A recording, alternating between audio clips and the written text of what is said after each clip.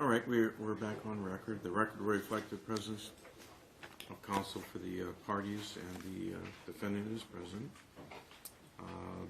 We left off with counsel some time ago being given the opportunity to meet with Mr. Capobianco. I think that was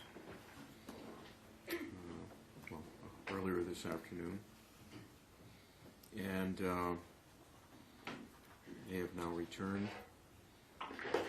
And I was about to address Mr. Capobianco concerning his right to testify and his right to remain silent, as well as resting on the record presented during the trial. May I proceed, Mr. Apo? All right, thank you. All right, and again, good afternoon, Mr. Capobianco. All right, well, I was talking to you earlier about the your right to testify and your right to remain silent during the trial. You understand that? Yes. We're now in another phase of the trial. Do you understand? Yes. And so I'm going to ask you again about your right to testify during this phase of the trial, as well as your right to remain silent. Do you understand that? Yes. If you do not understand any of my questions, would you please let me know? Okay. All right. And again, as a reminder, I'm not trying to influence your decision one way or the other by asking you questions about this. I realize it's the third time during the trial that we've gone over this at the beginning, prior to the beginning of the trial, during the last phase, and now the third time. But the intent here is not to influence your decision one way or the other. All right, do you understand that? Yes. All right, well, now, do you understand that you have a constitutional right to testify in your own defense during this phase of the trial? Yes.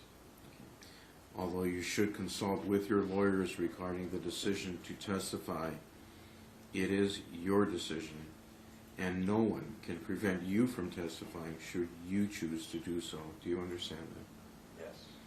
If you decide to testify, the prosecutor, like in this instance, either be Mr. Rivera or Ms. Jones, will be allowed to cross-examine you. In other words, to ask you questions. Do you understand that? Yes. You'll also have a constitutional right not to testify and to remain silent. Do you understand that? Yes. If you choose not to testify, the jury will be instructed that the jury cannot hold your silence against you in deciding this phase of the trial. Do you understand that? Yes. Let me ask you, have you made a decision concerning whether you wish to testify or to remain silent during this phase of the trial? I have not, Your Honor. Okay. And would you like to elaborate on that? I want to give you the opportunity to do so if you would like to elaborate. It just seemed like a very big decision to be making with such short notice. I started this hours ago today. And literally the rest of my life depends possibly on this decision. And I just have not been able to make the decision yet. How much time do you think you need to make that decision?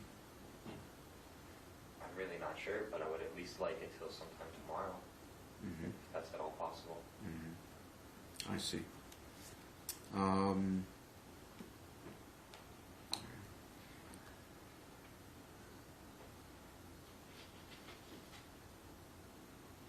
Well, let me cover another area just to make sure that we've got this area in front of you, and that is a question of whether you are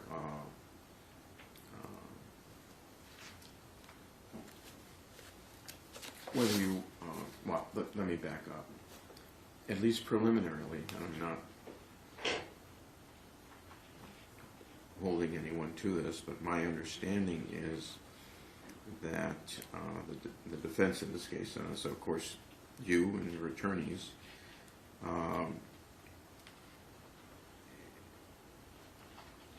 intend to rest on the record that has been presented during the course of the trial. So that's another area that I would be asking you about, okay? And that is whether or not you, during this phase of the trial, are in agreement to rest on the evidence that has been presented during the course of the trial. And I want to bring that to your attention. I'm not asking you if you've discussed that with your attorneys, but I wanted to make sure that that's something you're aware of. Okay, you understand that? Yes. Okay, the prosecution has already indicated that the prosecution is going to rest on what has been presented during the trial. All right, do you understand that? Yes. If you decide to do that, then there will be no evidence presented during this phase of the trial. And what we would do then is to proceed to closing arguments. I don't believe anyone's waiving that. So that would mean that the prosecution will be given the opportunity to present their closing argument on, well, let me back up and say that I'll first instruct the jury. I think you're aware of that. You have the instructions.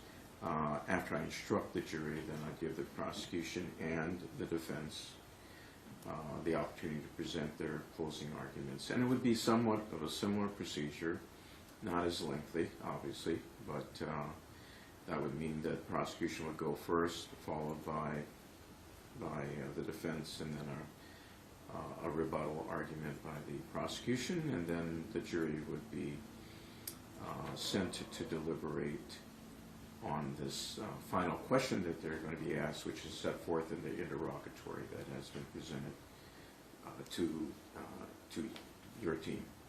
All right? You understand that? Yes. So that's another area that I want to ask you about, okay?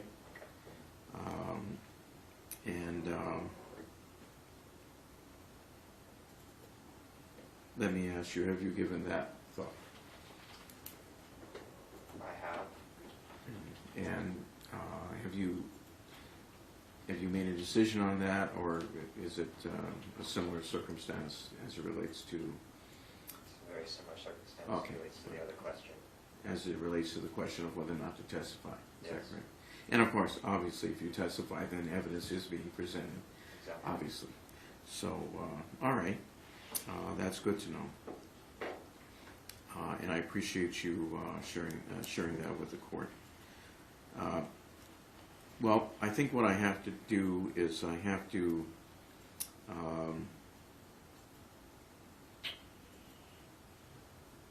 take a look at the question of scheduling, and I'm going to take a recess to do that. Okay? Yeah, Your Honor, may I just add one more factor, because it is something that it's not unspoken in my arguments, but I guess I've got to throw it in there right now. I have 3 continuing legal education credits I need to get by tomorrow, which requires me sitting in front of a computer for 3 hours watching a video. So that's the unspoken factor that causes me some anxiety as well. So I just wanted to add that in there. I need to get my CLEs by tomorrow. Okay. Thank you for sharing that with the court. Is that something that's like a fixed time, or is that? I can do it at any time as long as I'm for 3 hours in front of my computer watching a video. Okay. And that obviously is something that needs to be done, I'm going to guess, before the close of the year. Is that what you're saying? My understanding is by December 31st, yes. Okay. All right. And obviously today is December 29th. Okay. We'll take a recess then at this time. Thank you.